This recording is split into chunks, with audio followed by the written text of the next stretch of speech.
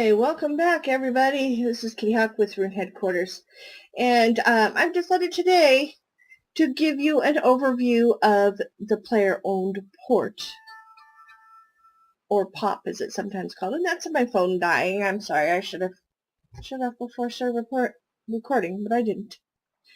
Anyway, for most of you, the average player probably will not be able to use the player-owned ports at the time of me making this recording, because you have to have at least one relevant skill over 90, over level 90, and that's one relevant skill. There's only about 10 or so that are relevant to the player-owned port.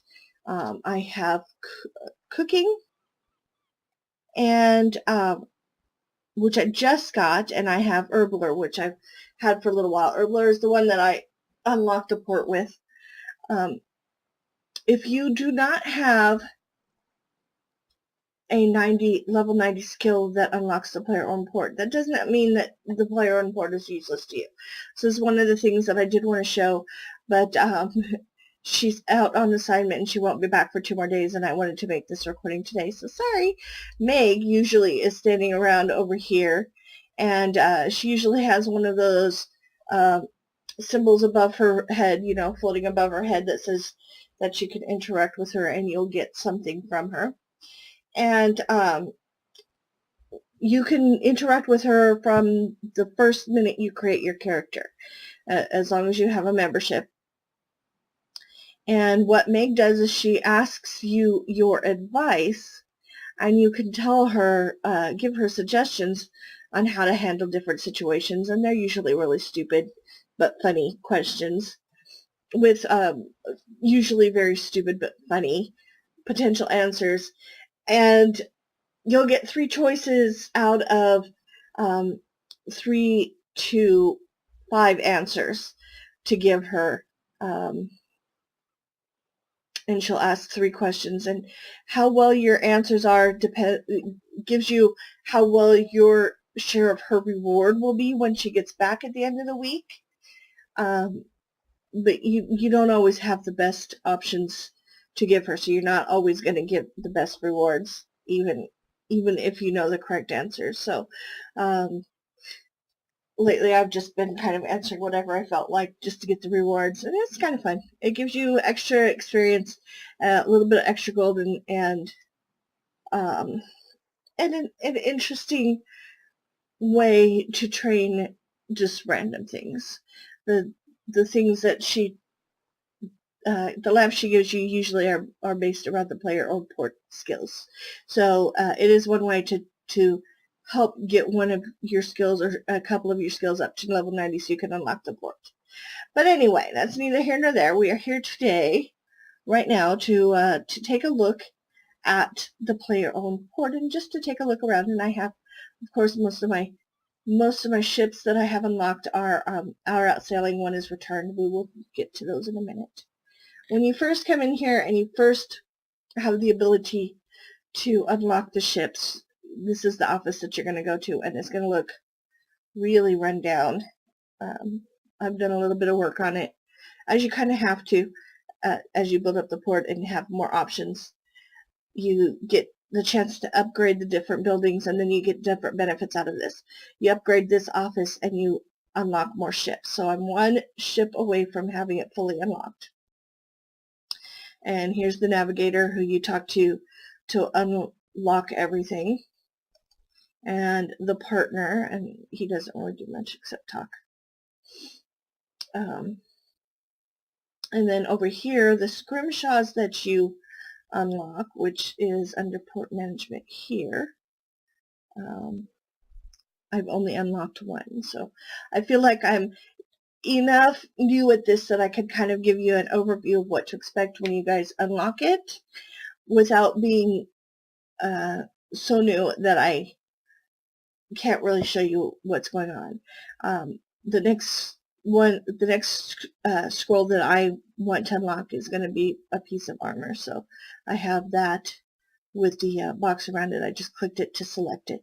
But I did unlock the vampirism. I can't use it yet because I don't have levels. But when you do have it, this is where you craft it. And vampirism is here. So as you can see, I don't have the fletching level. That's what I'm missing. And I don't have the ancient bones, but I wouldn't worry about that. I will get them if I have the levels. But I don't have the levels, so I'm not in a hurry.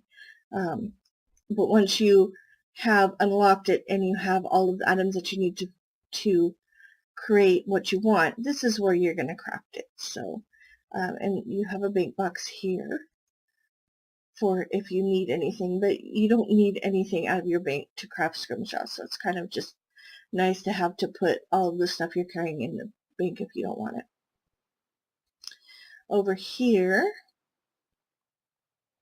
is where the supposedly your pirates or your crew members sleep when you don't use them. Of course, there's no real practical use out of this at all. It does visibly change as you upgrade, so that's kind of fun. It lets you have a visual clue where you are in your upgrades. Over here is the trader. He's more useful for really high-level players who have used the port a lot. And you'll have a lot of resources. Under resources, you have a lot of the trade goods, and you're maybe not using them as much, or you have a lot of resources. Once a day, you can trade him something of one of those higher levels. Okay. You're using the trade goods, no, you're using the port resources to gain trade goods to make scrimshaws out of. But it's random what he offers, and it's random what he asks you for them. And of course, I'm still building my port, so there's no way I have any use for him at all yet. But it's nice to know that he is here for me when I need them, when I need him. Okay. So up here is the tavern, and your captains, when they're not sailing, hang out here, and you can customize them, which is kind of cool, but I found to be basically useless. And he's hanging around because he's a visitor. I can hire him, but I've checked him out. His stats aren't really all that good, so I'm not going to. I'm trying to unlock better captains, captains with better stats. But I need a lot more resources to do that, so that's what I'm hanging around for. And over here,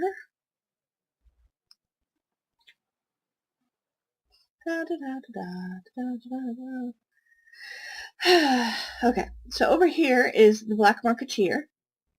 Now he's cool. Every day he has port resources, not trade goods, but he has port resources that he sells to you for gold. Not the chimes that you get as part of your port resources, but actual gold out of your pocketbook.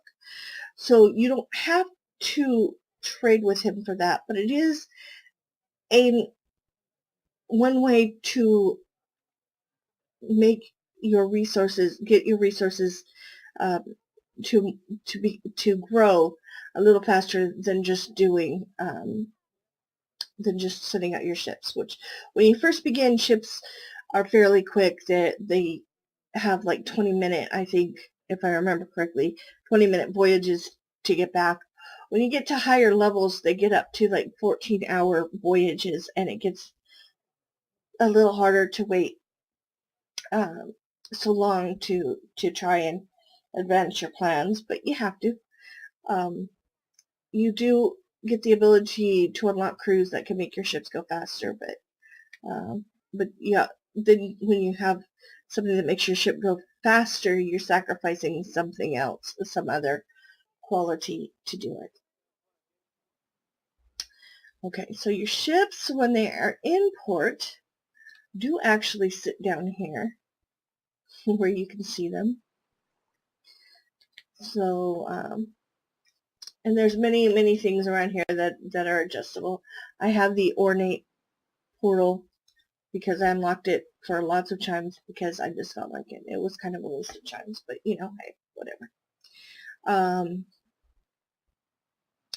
Regularly, you will get the opportunity to do a mini quest or a mini game in this area. It would be a mini game, not a mini quest.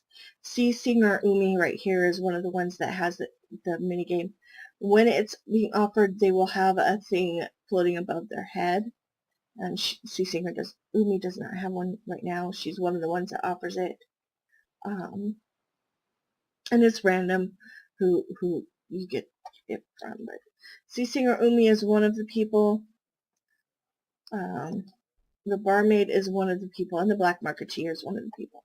So randomly, every once in a while, one of them will have a mini game to offer you, and they're pretty easy to do. And what they do is they offer you free rerolls for the visiting captain, so you can try and get a captain with stats that you would like a little bit better, or they'll give you random other things to help your voyage and your ship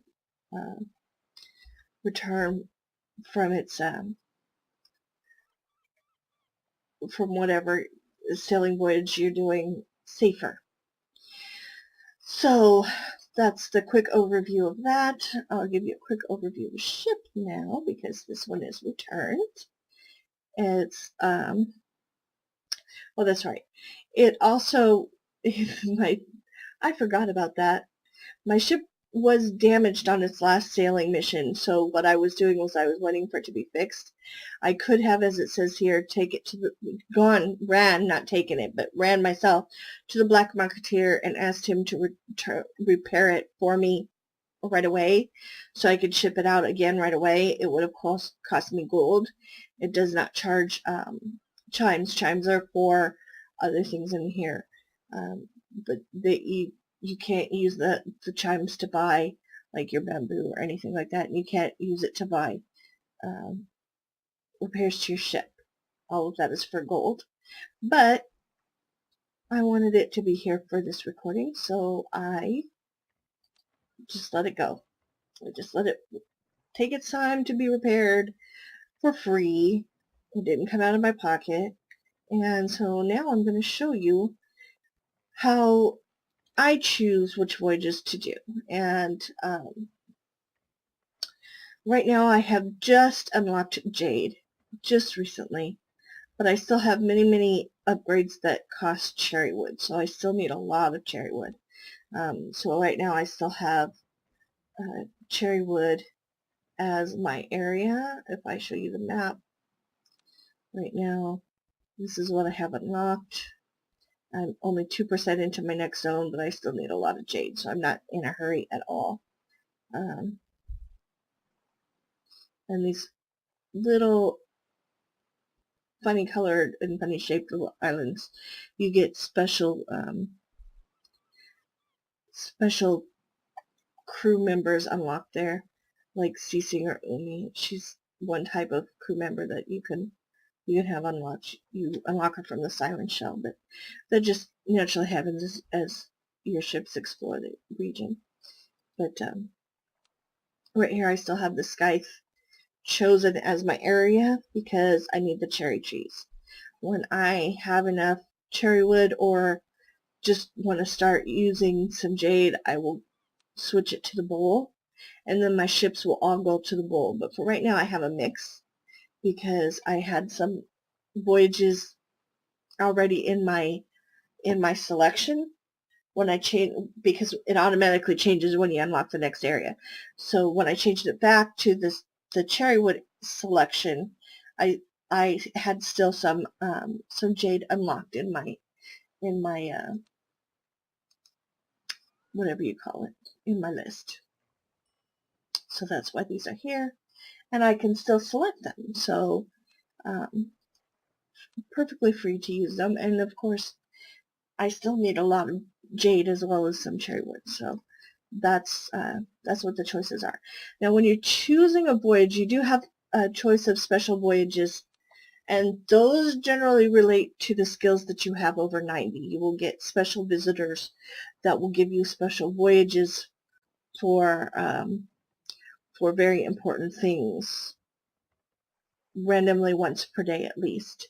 Now, when I first unlocked the chef, I was able to send 2 special voyages at a time, but that's rare. Usually you're only allowed to send 1 special voyage.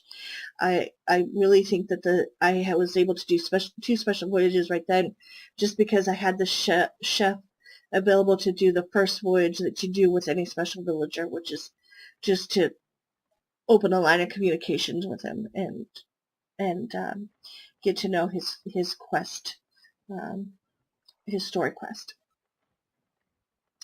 But special voyages are where you get the scroll pieces, 4 scroll pieces to unlock a scroll to be able to make the scrimshaw. So you have to have 4 of those special voyages actually succeed, and they are generally very tough voyages. But otherwise, you sometimes will just get a random special voyage for just more experience in the skill related to that special villager.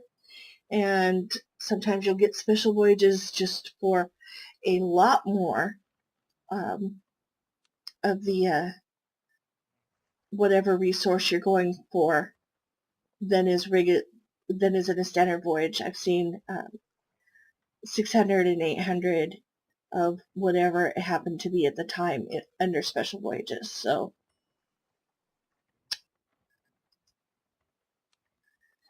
that's what special voyages are for. And of course I don't have any right now because I have a ship on a special voyage. And it is a 14-hour voyage, so it's not coming back probably until after I go to sleep.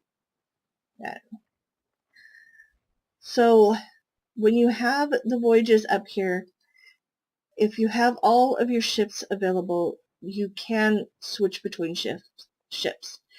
Usually what I'll do is I'll choose whatever voyage I want to undertake, and then I'll choose whatever ship is already closest to being able to fulfill the requirements. Now the requirements under adversity, this is a percentage. This is completely 100% your percentage chance of having your ship return successful with the rewards and with no consequences. Now, if you fail that chance, you could lose crew members, you could have your ship damaged, nothing could happen, they could all return just perfectly fine, but you just didn't get the rewards. It's a whole range of options that can happen.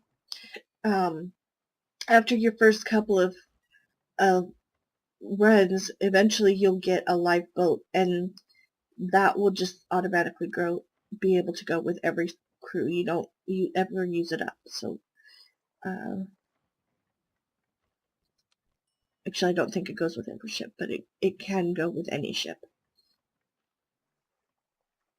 But that's under out effects. And then, like I said, the special mini games that you go, that's what these are. These are unlocked through the mini games. And you can only have so many at a time. After a while, if you haven't used them, it'll tell you you have too many, you got a reward of a ration pack, but you have too many of those, so you can't have it. So you do want to use them as you have them. I mean, there's no reason to hoard them. You might as well use them.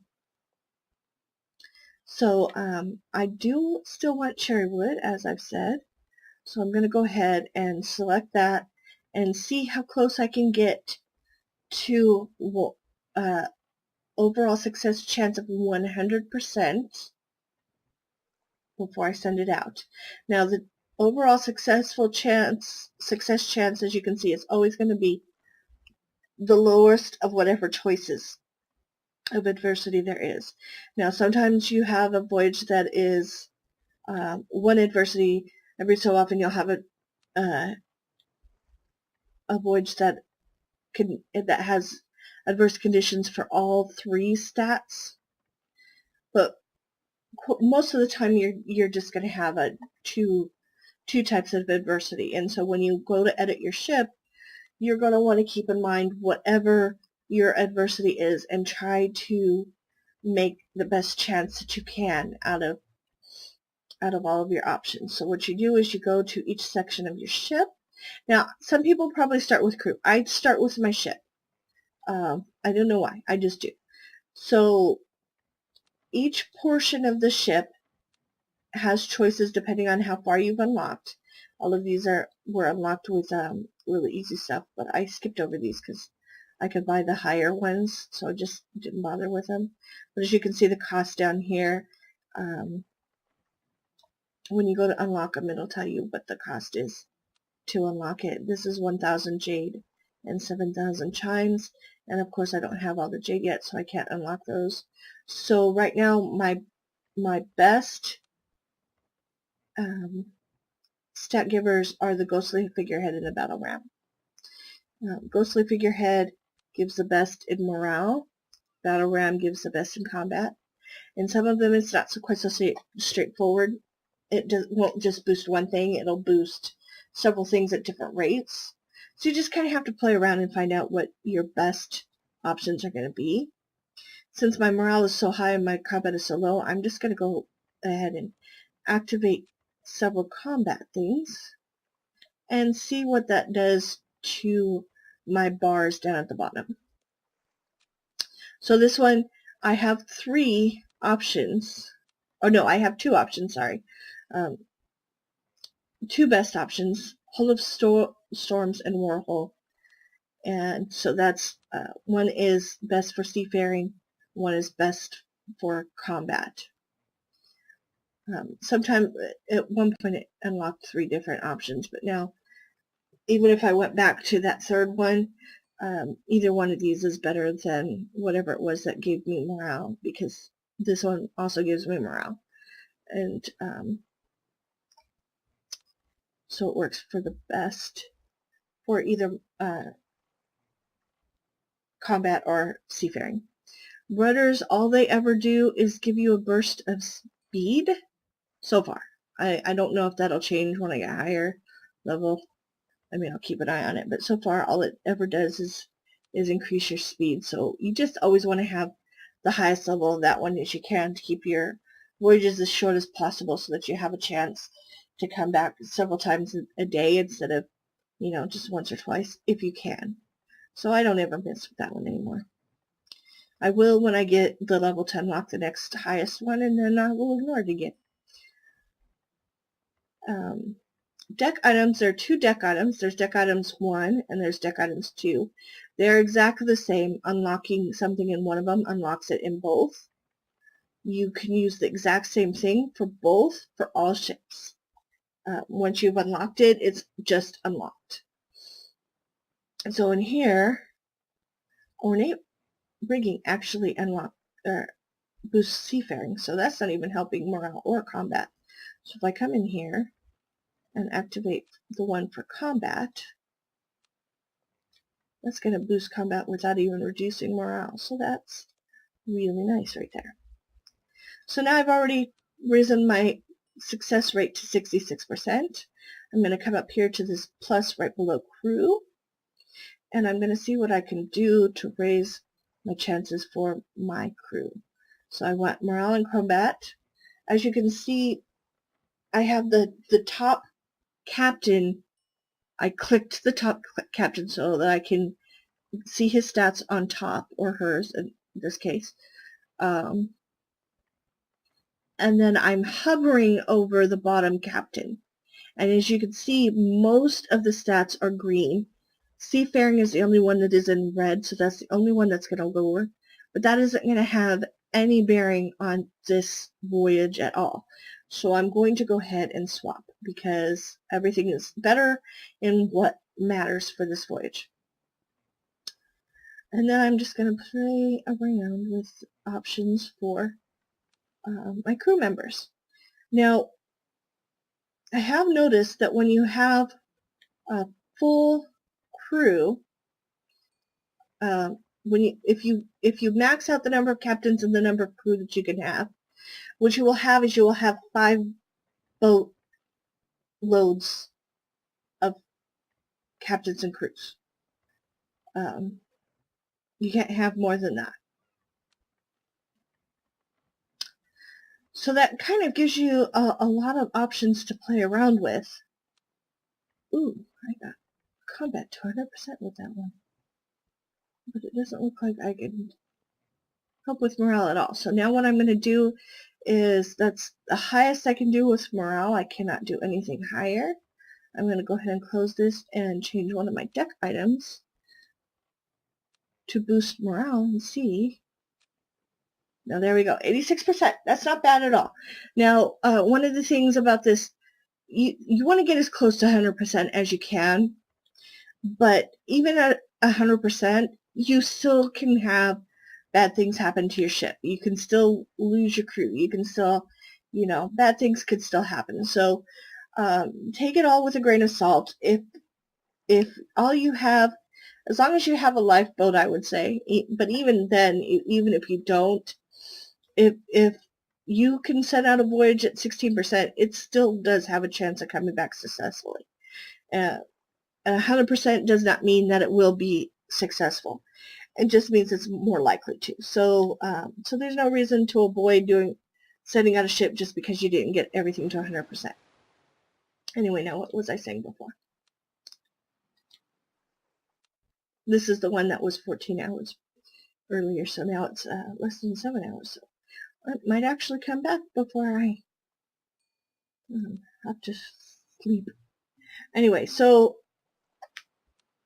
okay, so this is all the crew that I have right now. All the captains and all the crew.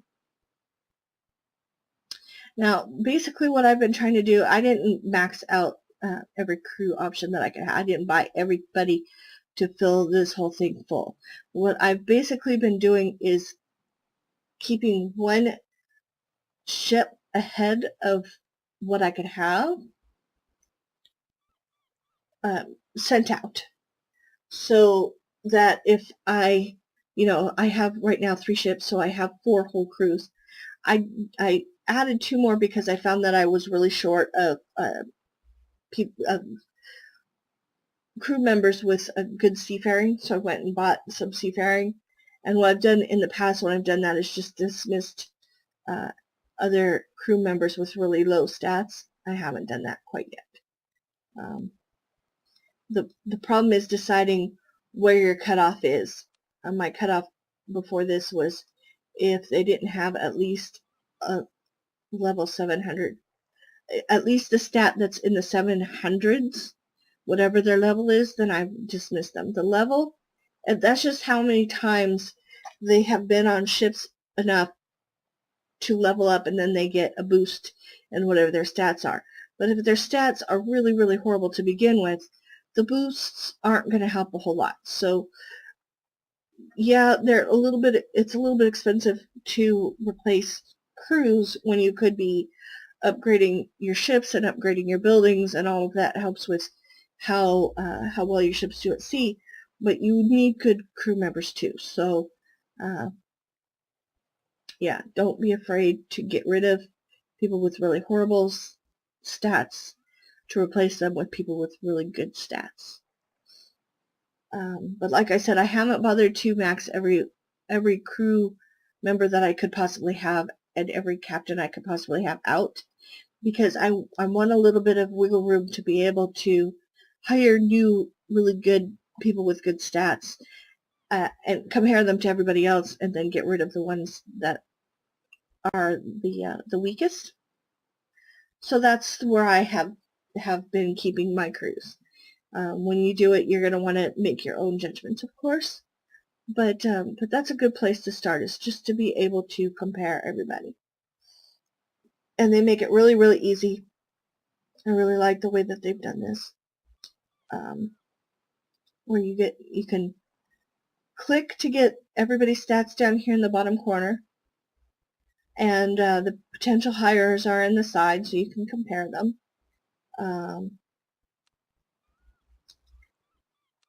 It just makes it really easy to just go ahead and look over everybody and see who you want to keep and who you want to get rid of. And it probably won't be too much longer before I start just getting rid of everybody who does not have at least a level 1000 stat somewhere. But I'm kind of waiting for that last ship because I'm really close to getting it. So anyway, I just thought everybody out there who has not been able to open up the player-owned ports and take a look around it, you would want to see. When I didn't have it unlocked, I was really curious what this looked like. So this is what it is.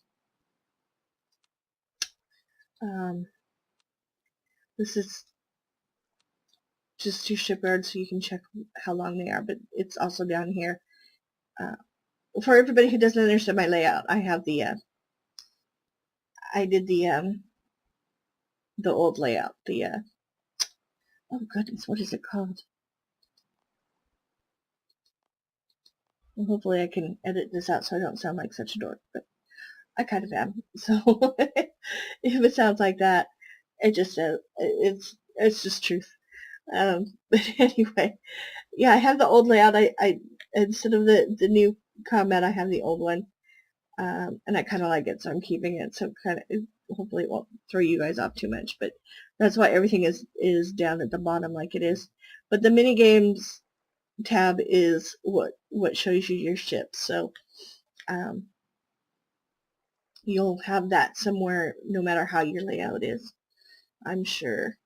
But here's where you upgrade your buildings, and you can make your buildings attract higher level captains, attract higher level crews, make your ships faster, make them stronger, make them battle better. Upgrades give you boosts in many different areas. It just depends on what building you're upgrading. So, is there anything else I'm forgetting to show you guys? I don't think so. I don't think so. Under the visitors, one of the really useful things is under the visitors, you can see what the black market guy has for you when you highlight it. My buddy bought out his stock for the day. That's why he's not in here. But the captain is here. The black market clerk is here. And if you have a skill visitor, whoever that is will be here too, so you can see who it is. You can just take a quick look as soon as you get here and get a good overview of what your options are for the day.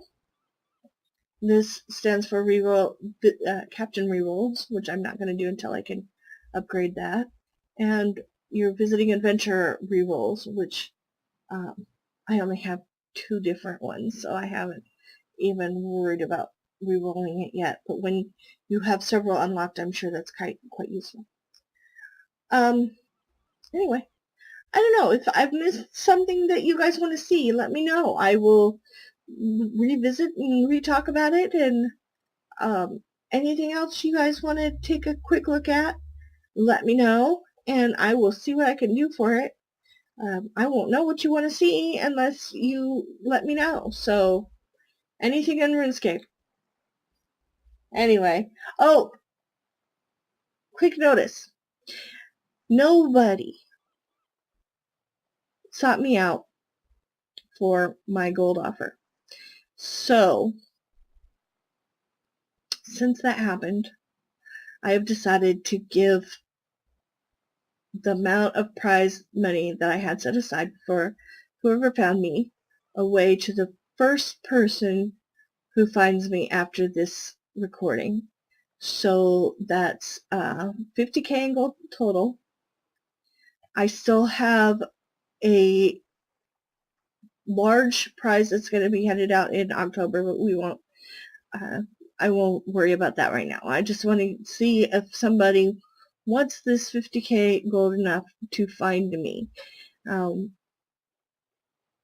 big deal if you see me and you're not sure you're going to be able to make it over to where I am. Send me a PM. I have my PMs open so that if you do see me and you are going to try and come find me for the gold, you can let me know so I don't log off right before you get there. Of course, if that gets abused, I'll have to turn it off. But for right now, I don't think that that's going to be a big fear. So that is what the offer stands at right now. One person can get the whole thing, just let me know. Anyway, TTFN.